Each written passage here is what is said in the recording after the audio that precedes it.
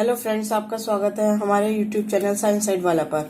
हम लाए हैं आपके लिए साइंस और मैथ्स के सभी टॉपिक्स की वीडियोस जो आपके IIT NEET, JEE, UPSC, TET, NDA, railway आदि। तो आज हम आपके लिए लेकर आए हैं केमिकल रिएक्शंस एंड इक्वेशंस के ऊपर वीडियो, जो आपके क्लास 10th का फर्स्ट चैप्टर है। Now what do you understand by chemical reaction? Chemical reaction क्या होता है? Process in which chemical substances transformed into another chemical substance. वो प्रोसेस जिसमें एक केमिकल सब्सटेंस दूसरे केमिकल सब्सटेंस में ट्रांसफॉर्म हो जाता है, बदल जाता है, उसी को हम बोलते हैं chemical reaction. Now how will you know that chemical reaction has taken place? आपको कैसे पता चलेगा कि केमिकल रिएक्शन हुई है? Number 1, change in state. अगर स्टेट चेंज हो जाए किसी सब्सटेंस का, change in colour, colour change हो जाए किसी सब्सटेंस का, इवोल्यूशन ऑफ अ गैस, किसी रिएक्शन में गैस इवॉल्व होने लगे, चेंज इन टेम्परेचर, टेम्परेचर बदल जाए कंटेनर का जिसमें हम रिएक्शन करा रहे हैं, उस बीकर का टेम्परेचर चेंज हो जाए, तो हम क्या कह सकते हैं कि केमिकल रिएक्शन हुई है, chemical reaction have taken place. Now I will give you an example. When we take magnesium and burn it in presence of oxygen, it will form white powder, that is MgO.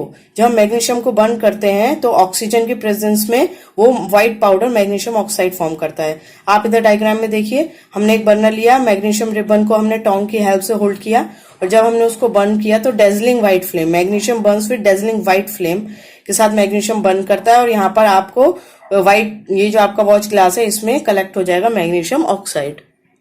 तो जो आपका magnesium oxide बना है, इससे हमें क्या पता चल रहा है कि व्हाइट पाउडर प्रोड्यूस हुआ है और पहले सॉलिड था, पाउडरी स्टेट में आ गया है वो, it means change in state हुआ है, कलर भी चेंज हुआ है, व्हाइट पाउडर प्रोड्यूस हो गया। ठीक है, इससे हमें पता चला कि केमिकल रिएक्शन हुई है। अब देखिए, हम देखेंगे कैसे मैग्नीशियम ऑक्साइड फॉर्म हुआ है। Magnesium plus O2 it will form MgO। अब जो आपकी रिएक्शन है इसमें 2 साइड्स हैं, देखिए एरो के right hand side and arrow के लेफ्ट हैंड साइड। एरो के लेफ्ट हैंड साइड में जो भी हम लिखते हैं दैट आर कॉल्ड रिएक्टेंट्स और एरो के राइट हैंड साइड में जो लिखते हैं वो आपके हैं प्रोडक्ट। तो लेफ्ट हैंड साइड में रिएक्टेंट्स को लिखते हैं, राइट हैंड साइड में प्रोडक्ट को लिखते हैं। तो रिएक्टेंट्स क्या होते हैं? How can you define reactant? Reacting species that undergo chemical change and represent on left hand side of a reaction. वो रिएक्टिंग स्पीशीज जो केमिकल चेंज अंडरगो करती हैं, उनमें केमिकल चेंज होता है और हम उसको रिप्रेजेंट करते हैं लेफ्ट हैंड साइड, एक रिएक्शन के लेफ्ट हैंड साइड में।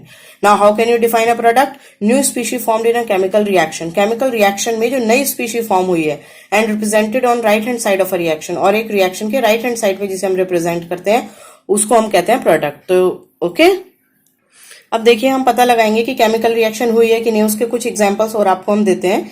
Now question is what will happen when dilute hydrochloric acid is added to iron filing? क्या होगा जब डाइल्यूट हाइड्रोक्लोरिक एसिड को आयरन फिलिंग में डाला जाएगा? तो हमारी रिएक्शन क्या होगी? Fe मेटल, आयरन को हम रिप्रेजेंट करते हैं Fe से, प्लस डाइल्यूट HCl को HCl लिखते हैं और एरो फॉर्म करेंगे FeCl2 प्लस H2। क्या बनेगा? Ferrous chloride. फेरस क्लोराइड एक सॉल्ट है और हाइड्रोजन गैस इवॉल्व होगी। जो हाइड्रोजन गैस आपकी इवॉल्व होगी वो बर्न करती है पॉप साउंड के साथ में। तो हमारी रिएक्शन क्या हुआ? हाइड्रोजन गैस प्रोड्यूस हुआ। तो हमने अभी पीछे पढ़ा था कि हमें कैसे पता चलेगा कि रिएक्शन हुई है। तो अगर इवोल्यूशन ऑफ गैस है तो हमें वो भी एक इंडिकेशन है कि केमिकल रिएक्शन हुई है। नाउ यहाँ पर Fe जो है हाइड्रोजन को रिप्लेस कर देता है, इसलिए हाइड्रोजन गैस यहाँ पर प्रोड्यूस होती है। Fe जो है मोर रिएक्टिव है हाइड्रोजन से, तो जो ज्यादा रिएक्टिव मेटल होता है वो हाइड्रोजन को डिस्प्लेस कर सकता है उसके सॉल्यूशन में से। Okay, now next question, what will happen when potassium iodide is added to lead nitrate solution? क्या होगा जब पोटेशियम आयोडाइड को हम ऐड करेंगे लेड नाइट्रेट सॉल्यूशन को में? अगर आप पहले तो आपको ही पता होना चाहिए पोटेशियम आयोडाइड क्या होता है। Potassium iodide is KI। Lead nitrate क्या होता है? PbNO3(2). तो आपका जो PbNO3(2) है ये कलरलेस सॉल्यूशन होता है। जब हम इसमें KI डालते हैं, पोटेशियम आयोडाइड ऐड करते हैं, तो एक येलो प्रेसिपिटेट फॉर्म होता है that is of PbI2। Okay, and KNO3, जो आपको KNO3 फॉर्म होता है that is your colourless solution. और कलरलेस सॉल्यूशन में बॉटम में ही आप देखेंगे टेस्ट ट्यूब में येलो प्रेसिपिटेट बना हुआ है that is of lead iodide. तो हमें रिएक्शन में यहाँ पर क्या हुआ, कैसे पता चला रिएक्शन हुई है? एक चेंज हुआ, पहले कलरलेस सॉल्यूशन था, अब हमें एक प्रेसिपिटेट मिल गया that is of yellow colour. तो ये भी आपको पता चल गया, अगर किसी रिएक्शन में प्रेसिपिटेट फॉर्मेशन हो रही है या रिएक्शन का कलर चेंज हो रहा है तो आपकी रिएक्शन हुई है। अब हम आते हैं हमारे नेक्स्ट क्वेश्चन पर। What will happen when few zinc granules are added in a conical flask containing dilute hydrochloric acid और sulfuric acid? क्या होगा अगर हम जिंक ग्रेन्यूल्स को ऐड करें कॉनिकल फ्लास्क में जिसमें या तो हाइड्रोक्लोरिक एसिड है या फिर सल्फ्यूरिक एसिड है? क्या होगा? इसमें हाइड्रोजन गैस इवॉल्व होगी। देखिए आपकी रिएक्शन क्या होगी, zinc, we use Zn for zinc, HCl for hydrochloric acid, it will form ZnCl2 plus H2 plus heat. This is an exothermic reaction. Exothermic reaction वो होती है जिसमें हीट निकलती है, तो यहाँ पर हीट भी निकलेगी, हाइड्रोजन गैस भी प्रोड्यूस होगी और सॉल्ट बनेगा ZnCl2। अब अगर हम सेकंड केस में जिंक को डालते हैं H2SO4 में, सल्फ्यूरिक एसिड में, सल्फ्यूरिक एसिड का फॉर्मूला होता है H2SO4, तो क्या बनेगा आपका ZnSO4 plus H2 plus heat. यहाँ पर जिंक सल्फेट बन जाएगा, हाइड्रोजन गैस इवॉल्व होगी और बीकर आपका वार्म हो जाएगा क्योंकि इसमें हीट इवॉल्व होगी।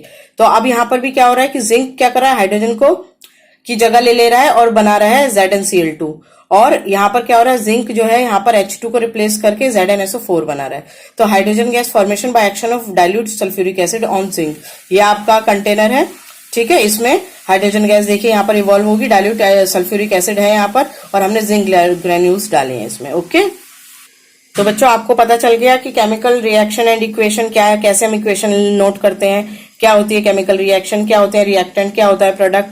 अब हमसे जुड़े रहने के लिए चैनल को सब्सक्राइब करना ना भूलें, और हमारी नेक्स्ट वीडियोस में हम लेकर आएंगे बैलेंसिंग ऑफ केमिकल इक्वेशन।